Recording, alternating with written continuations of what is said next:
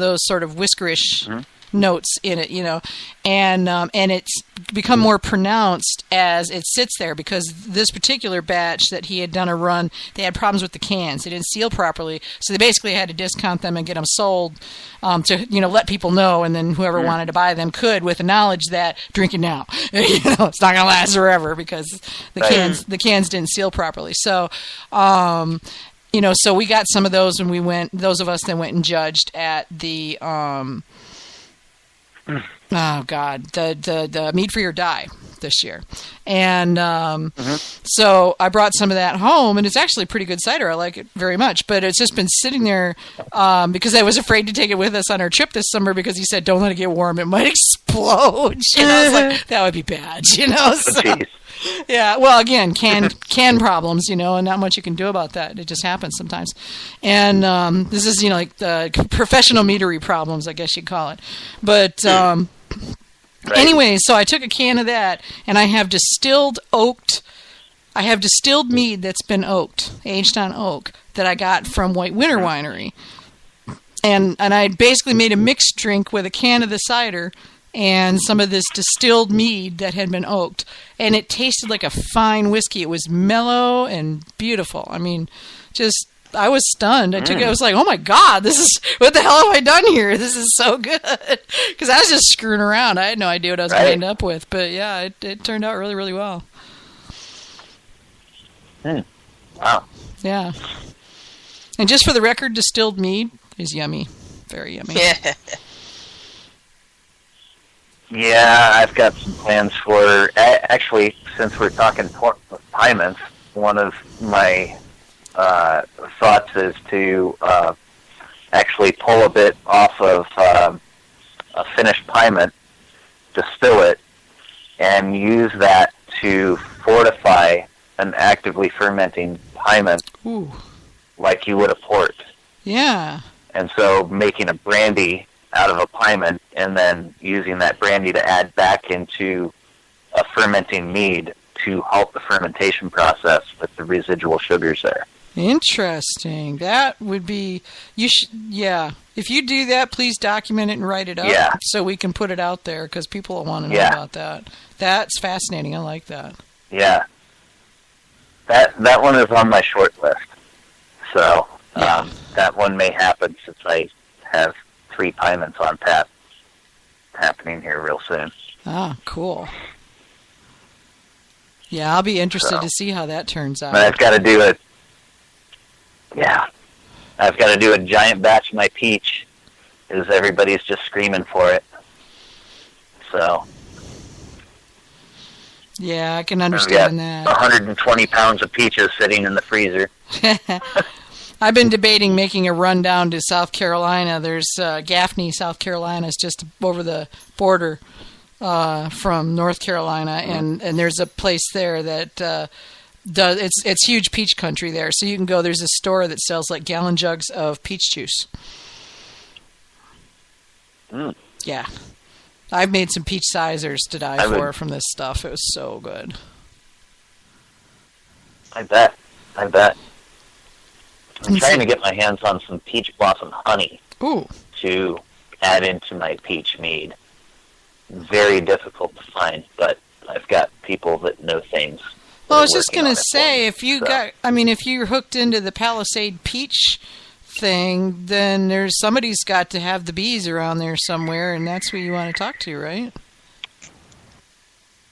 Yeah, I haven't found anybody that's really isolating them to the point where, you can say that, this is definitely peach blossom honey. Yeah. I mean, I find a lot of the beekeepers in Colorado are, well, no, I won't go there. But I think there's not large enough monoculture happening here in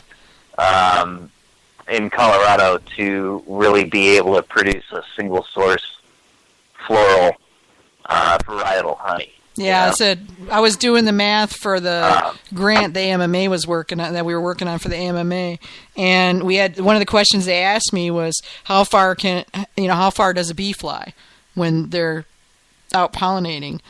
And I had to talk to my beekeeper friends. I was stunned to find out that it's like 1,200 acres. It's a lot. It's yeah. Had no idea. I mean, I knew they didn't go that far, but I had no idea that it was such a, when you get, I know how, I live on 4 acres, so I'm just doing the math on that one, going, damn. Yeah. I mean, I've read as far as 5 miles from the hive to collect pollen, which just seems like a ridiculously long way. Especially for something that aerodynamically can't I'm not a beekeeper. Yeah. Right? Yeah. Nobody told the bees they can't even fly in the first place. How much pollen do you lose on that trip? Yeah, it's only bumblebees that can't fly. Yeah, oh, that's true. Scientifically. Yeah. The honeybees are good. Well, and you think about it, it depends, like you say, how much the monoculture is. I had a desert floral, so it was basically a wildflower, but high desert wildflower, traditional when I was in Oregon at one of the meaderies. And I've never had this honey was so distinctive and so interesting and so completely different from any other honey I've ever had. And I mean, it was just even, I tasted, they had some of the honey there, so I got to taste that. But I also, the mead was just so unique. And I got to thinking, just how far do a bee have to go? You're in the high desert. It's like, can you see the next saguaro? I don't know, dude. I think there's one on the horizon there. I mean, it's like, right? Yeah. I mean, we drove through the high desert when we were traveling, and it's like, shoo, boy, there is not a lot out there. Yeah, I mean, it almost begs the question, why are there bees here right now? Right, yeah. There's nothing here for them.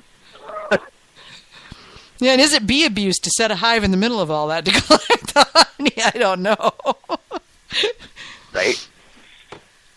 So, yeah, but I'll tell you what, it was very unique honey. Definitely different. Yeah. They had a lot of sage in it. I would love to get my hands on some peach blossom. Oh, God, yeah. Ooh, yeah, I like sage. Yeah, this honey had a lot of sage and pinyon and just all these sharp notes in it that you just don't expect in a honey. I was really impressed with that. It was really interesting. Nice. Yeah, if I could have laid my hands on a gallon of that, I'd have totally bought it.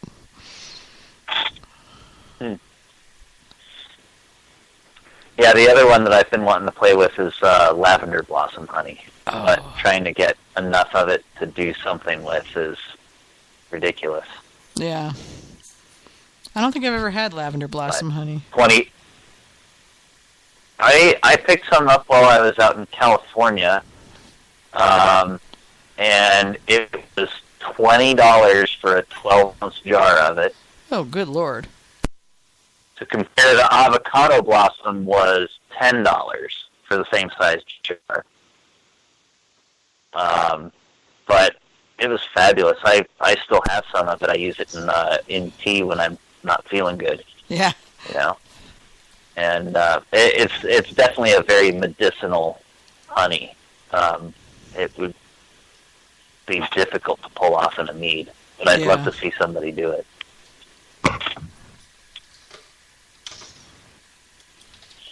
Yeah, that would be interesting. There's so many honey varietals, especially West Coast stuff, that I've never had the opportunity to try. Pete teases me with them. He's like, picked up 5 pounds of avocado honey. I'm like, I hate you just like a little bit right now. Just shut up. Yeah. Shut up.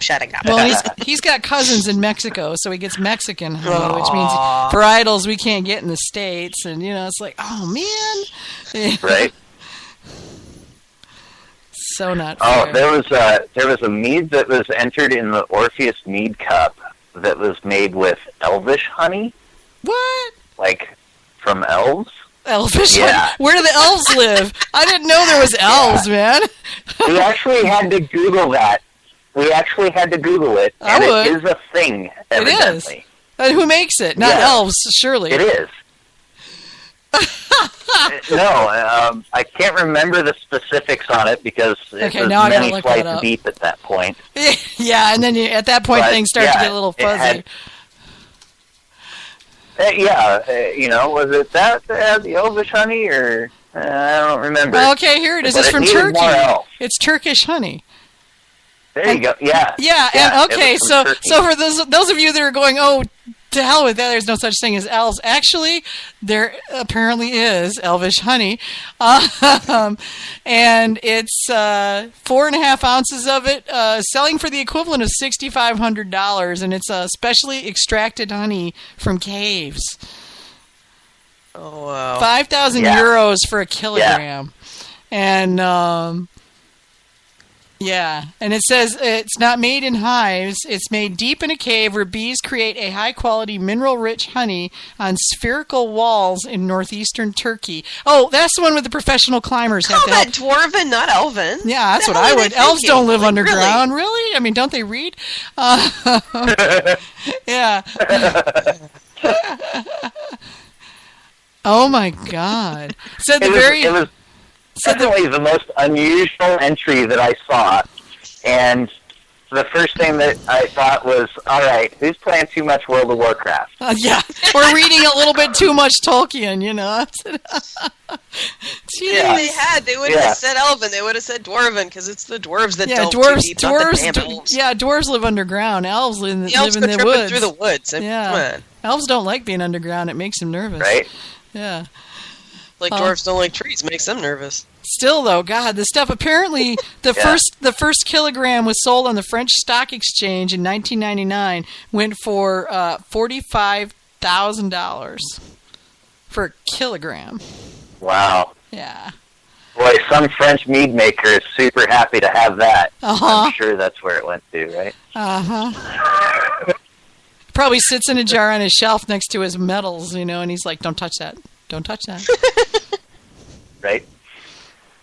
I had to sell my house to get that. Don't touch it. Right? Jeez. That's crazy. Somebody actually made a mead out of that stuff? A little bit of sticker shock when we Googled that. Oh, my God. Yeah, I can't believe it. Yeah. I mean, how would you have enough money to buy enough to make a mead out of that?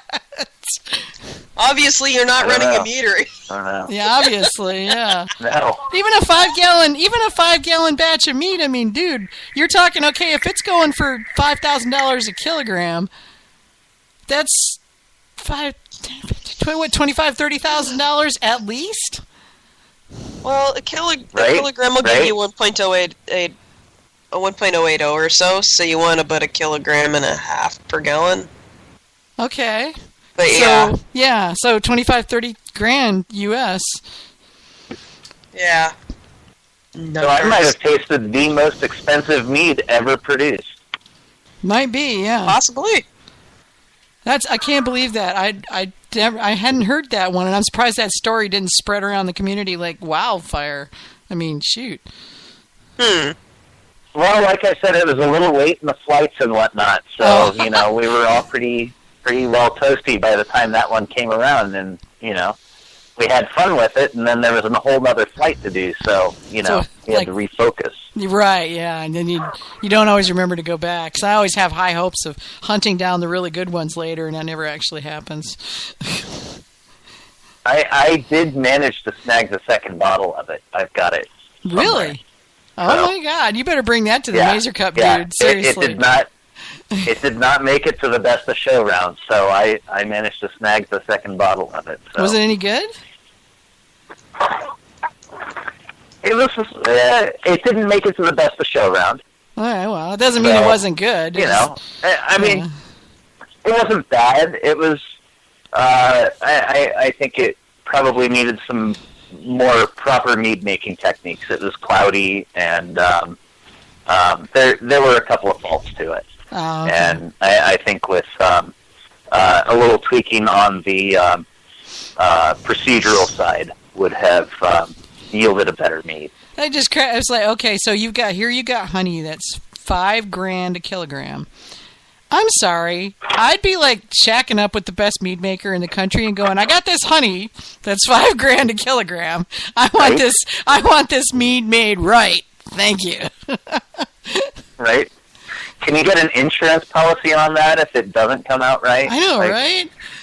Shoot. I'm just boggling. Surely somebody's got to sell insurance for that. And we thought meadow foam was expensive, right? Right, yeah. Yeah, that one definitely takes the cake. Dang. I never even heard of that honey until you just told me about that.